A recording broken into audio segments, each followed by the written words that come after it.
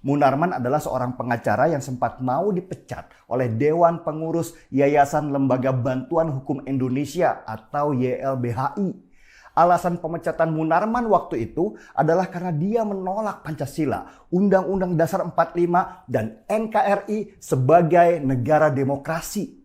Dia juga diduga kuat terlibat dalam organisasi Hizbut Tahrir Indonesia atau HTI yang sudah dibubarkan oleh pemerintah. Pembelaan Munarman waktu itu, dia tidak terlibat di HTI, hanya berkawan saja dengan mereka. Munarman juga pernah dilaporkan ke Polda Bali tahun 2017 lalu oleh masyarakat lintas agama di Bali karena menghina para pecalang. Tetapi laporan itu sampai sekarang belum ditindaklanjuti.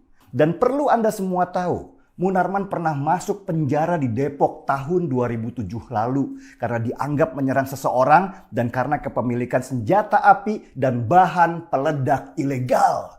Dan Munarman bilang kalau anggota FPI tidak pernah membawa senjata api. Munarman ngibulnya keterlaluan.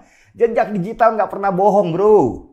Dan tahun 2015 beredar foto dan video Munarman di media sosial ketika dia berbaiat kepada ISIS, organisasi kejam yang tujuannya untuk mendirikan negara agama di seluruh dunia. Begitu banyaknya dosa-dosa Munarman yang mengerucut pada satu benang merah bahwa Munarman sejatinya adalah orang yang punya ideologi militan untuk mendirikan negara agama di atas negara Republik Indonesia.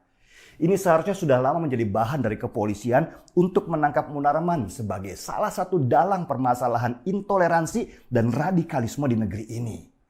Dan ketika diplomat Jerman dengan sembunyi-sembunyi datang ke markas FPI, Munarman juga yang ikut menyebarkan berita kalau kasus matinya 6 orang laskar FPI sudah menjadi sorotan internasional.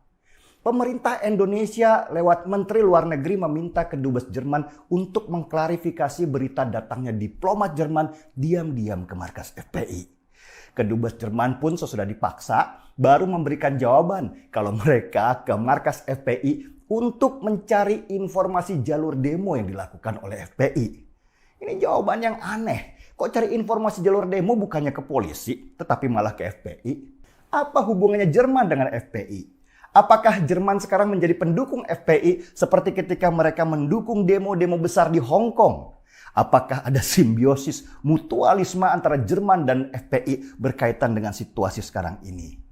Inilah yang harus diselidiki oleh Menteri Luar Negeri. Jangan sampai ada negara luar yang mencampuri masalah internal di negara kita. Apalagi jika berkaitan dengan organisasi keras semacam FPI karena nanti akan dipelintir oleh FPI sebagai dukungan Jerman terhadap mereka.